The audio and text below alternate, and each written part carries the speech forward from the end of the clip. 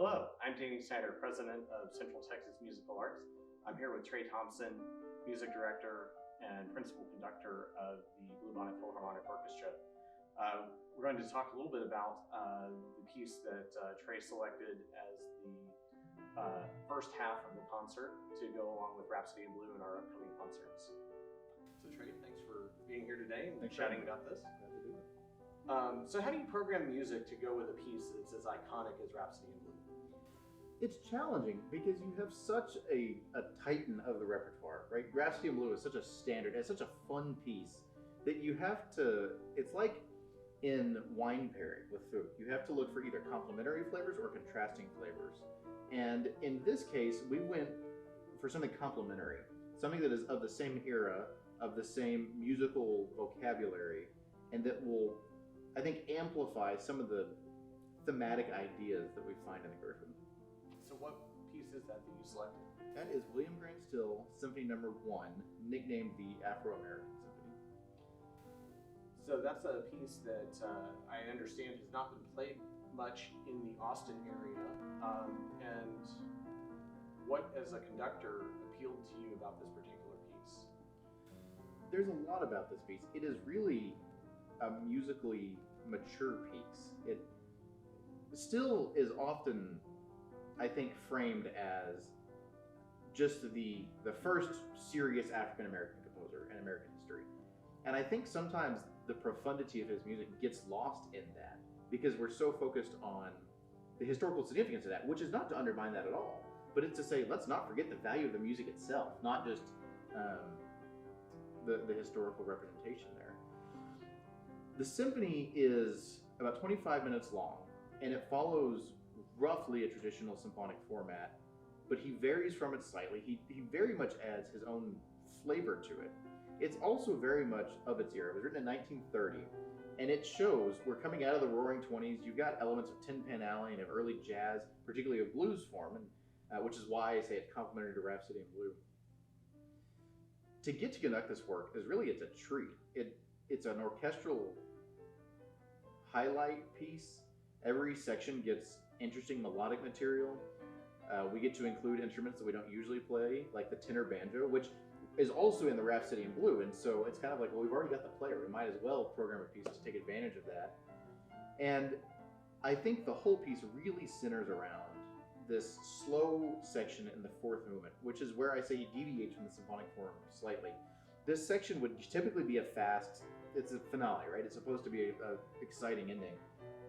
And he gets to that eventually, but he starts off with this really melancholic, reflective, almost poem of sound that's really beautiful. And I think, again, talking about the maturity of the work, I think that's where we find the emotional center of this piece.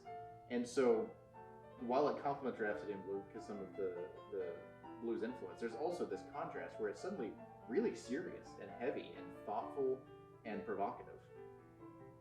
So you mentioned some things that were common for that era. In listening to it, it sounds like there's some things that some of the non-musicians in the audience will find familiar. What are a couple of those highlights? Yeah, I think one of the things that makes this piece, in my estimation, a masterpiece, is that it can be enjoyed on multiple levels. You don't have to be a music scholar, a musicologist, or a historian to understand and appreciate the nuance of this music. If you are, there is a field of interesting material to be explored there. But even if you're not, the beauty of his melodies, the splendor of the harmony is so self-evident. But to the point, even if you're not thinking in those terms, I mean, you'll hear a melody that is almost an exact copy of I've Got Rhythm, which, whether people know what that's called or not, almost everyone has got that in their ears somewhere. And some of, like I said, the musical vocabulary with that banjo, it's just things that people innately understand and feel and relate to, even if they don't know the words for it. So there were some poems that still added after the piece premiered that added some sort of subtitle to the movements and some additional context.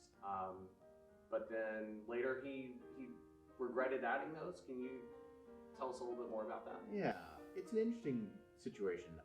He wanted to provide some concrete, something to grab onto for the listener to to relate the music to specifically.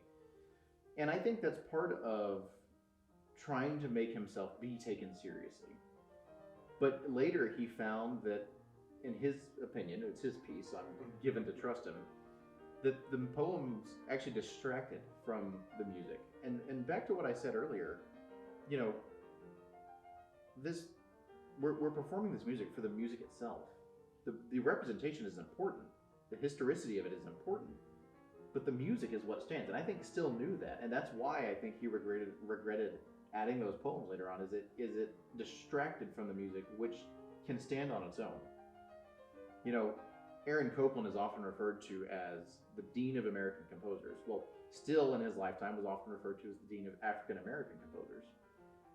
When he was told that he was the Dean of African American Composers, without fail, he always responded, well, if I'm the Dean of African American Composers, doesn't that make Aaron Copland the Dean of White Composers? I think he knew that his music was beyond his time. People did not yet recognize the seriousness and the genius in his music.